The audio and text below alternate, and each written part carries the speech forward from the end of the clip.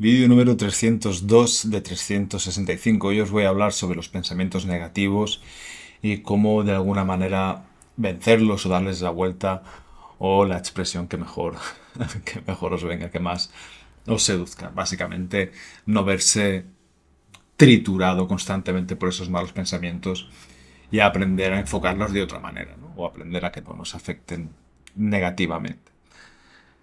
Os voy a dar 5 consejos que yo he usado en mí y uso constantemente con prácticamente todos mis clientes, porque básicamente todos los clientes que tengo en mi servicio de mentoría vienen porque hay algunos pensamientos sobre algunas cosas que no están bien enfocados, ¿no? Que no les están haciendo bien, que carecen de verdad o que les están coaccionando o modulando de alguna forma para mal su manera de vivir.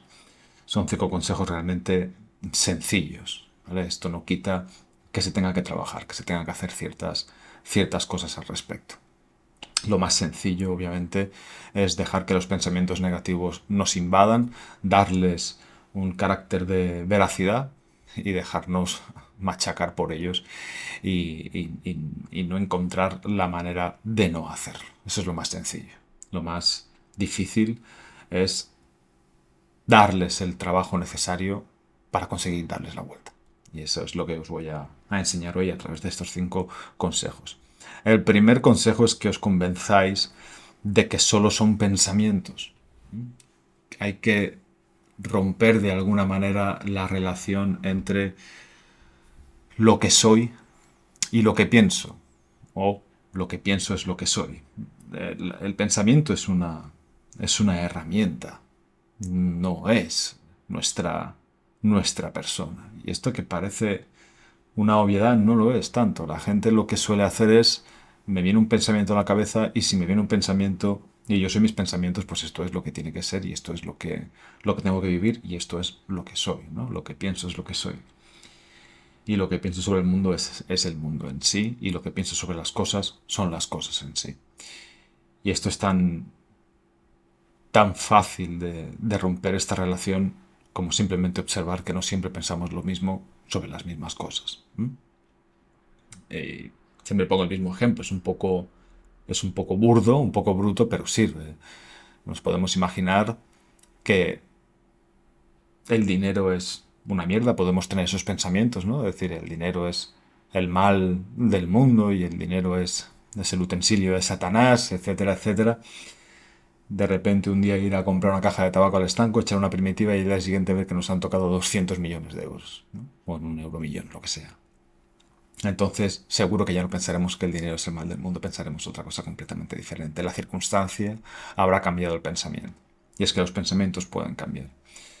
Y aquí no se trata de intentar construir una cosa a favor a base de no contarnos la verdad. Se trata de tener pensamientos lo más adecuados y lo más correctos posibles y lo más alineados posible que sea con la realidad de los hechos.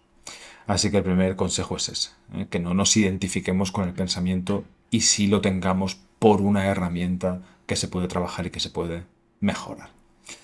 El segundo consejo es que os deis tiempo, que no os toméis totalmente en serio de entrada cualquier pensamiento que acuda a vuestra mente.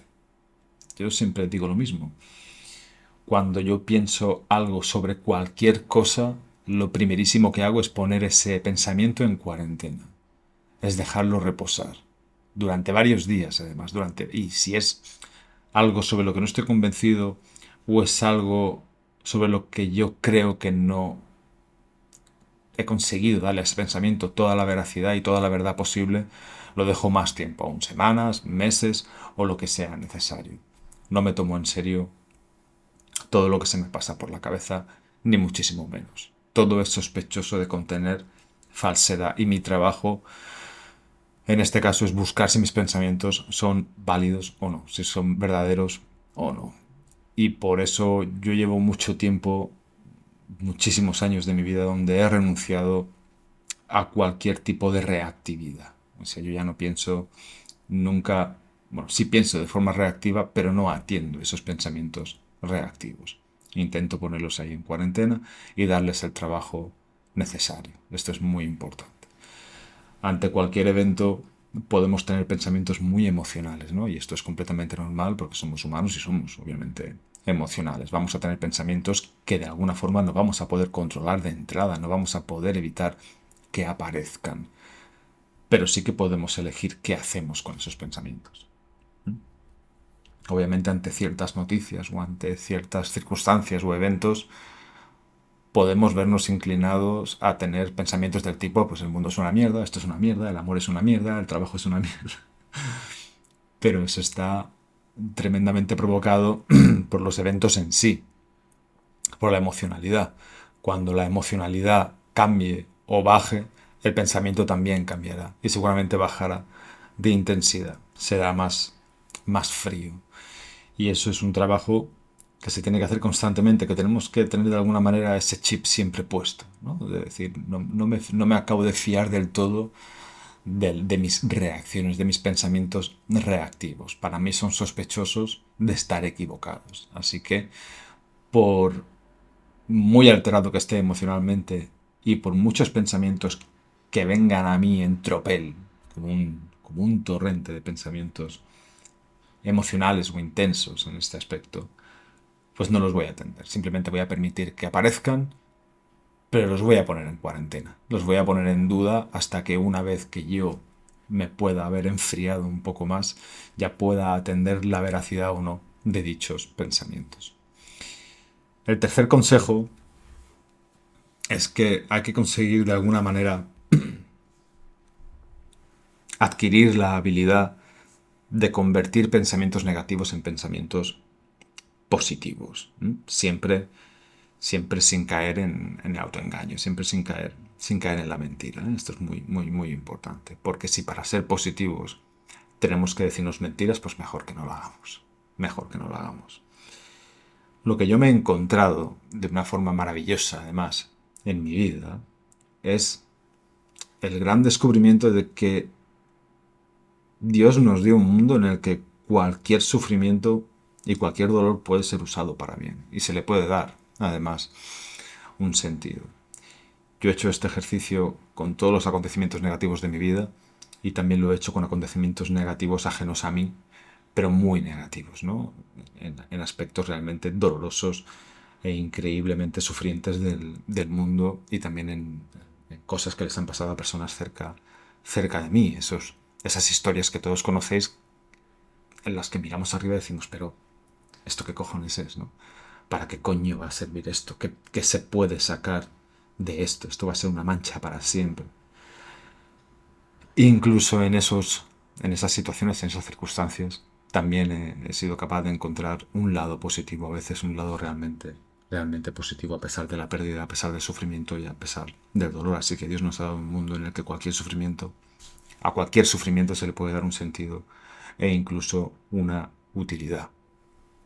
No me ha pasado nunca en los más de 10 años que llevo haciendo lo que hago, que venga una persona con un pensamiento negativo y sin recurrir al autoengaño y a la falsedad, que no le pueda dar la vuelta y convertir un hecho negativo en algo que por lo menos tenga una parte positiva sobre la que construir.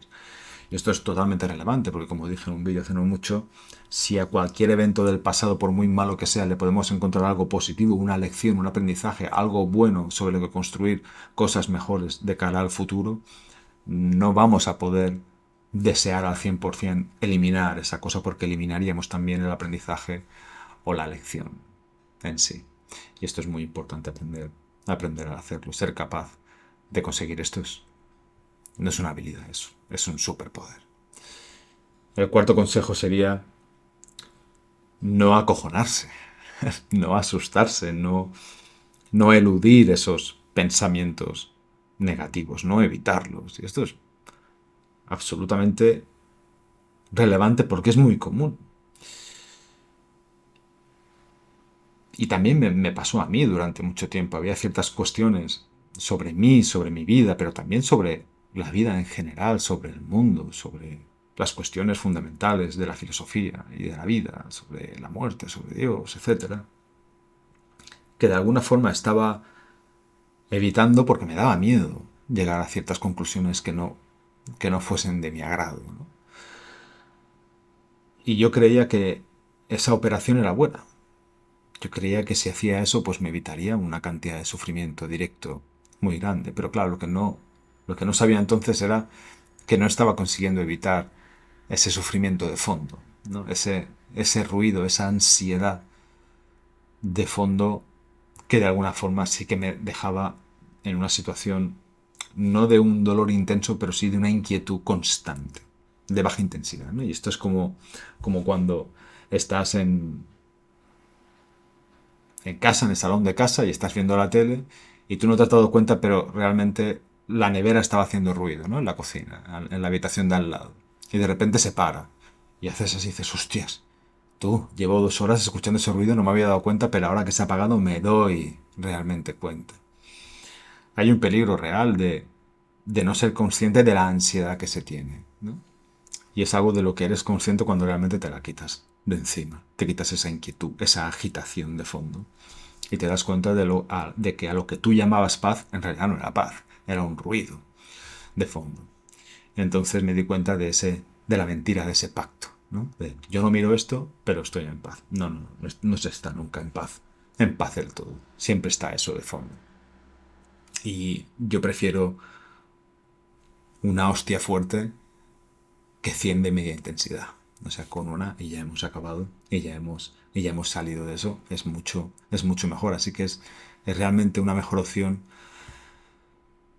no escapar de esos pensamientos negativos. Ser valiente, ser fuerte, enfrentarlos y proponerse solventarlos de alguna forma u otra. Hacer el trabajo. Y ya está. Pero evitarlos, eludirlos, ignorarlos o hacer como que no existen, de verdad que os digo que no es una opción viable. Se tiene que trabajar y ya está. Y el último consejo es que esos pensamientos negativos se trabajen escribiéndolos en un papel, desarrollándolos, sin caer en falsedad, ni mentiras, ni engaños, e intentar llegar a la verdad del asunto que nos tiene preocupados o que nos tiene ansiosos o que nos tiene deprimidos o que nos tiene de alguna forma intranquilos, ¿no? Que nos tiene en un estado de caos. Realmente es un ejercicio de arrogancia intelectual pensar que podemos tratar asuntos difíciles simplemente desde aquí y para aquí. Yo puedo multiplicar 2 por 4 mentalmente. Incluso podría llegar a multiplicar ciertas cifras, ciertos números de 2 cifras, con un esfuerzo realmente grande que me dejaría bastante agotado mentalmente, podría intentar multiplicar 2 números de 3 cifras. Pero no me provocaría un desgaste y sería mucho más fiable si hiciese esa operación escrita en un papel.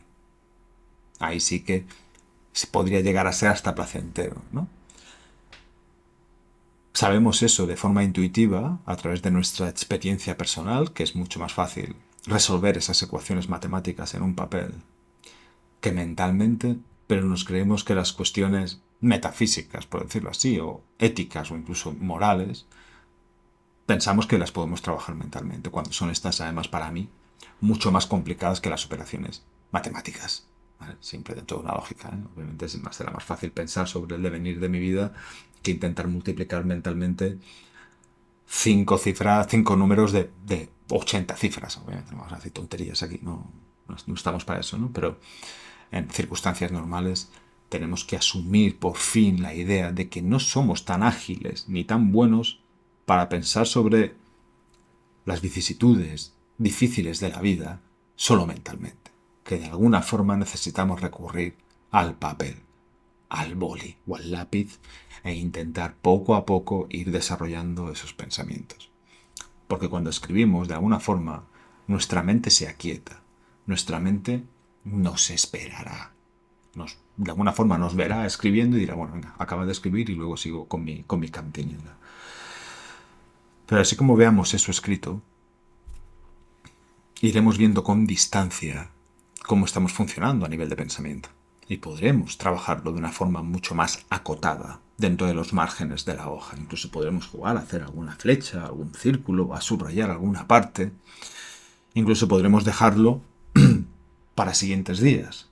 Cogemos un cuaderno, empezamos a escribir sobre aquello que nos preocupa y al día siguiente volvemos, leemos lo del día anterior y lo seguimos trabajando.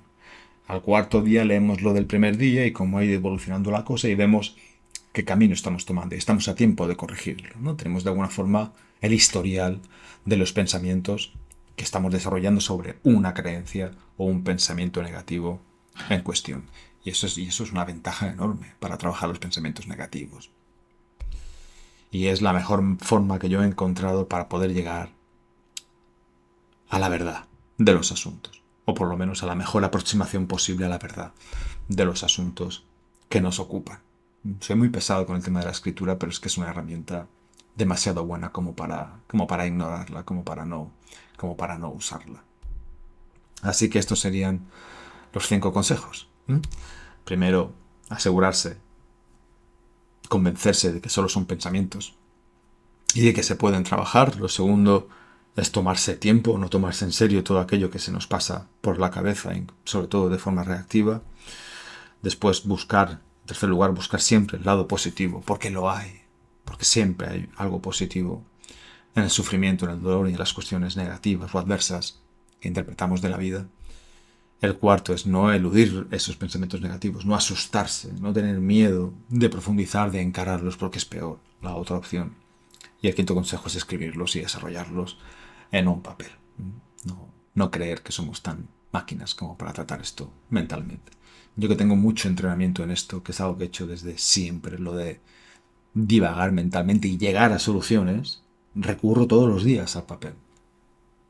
Y lo que yo me he encontrado es que la enorme mayoría, no sé, por deciros un número no exacto, pero bastante, sería el 9 de cada 10 personas no son capaces de tratar estos temas mentalmente. Se pierden, porque este espacio es gigantesco, es enorme, es inabarcable.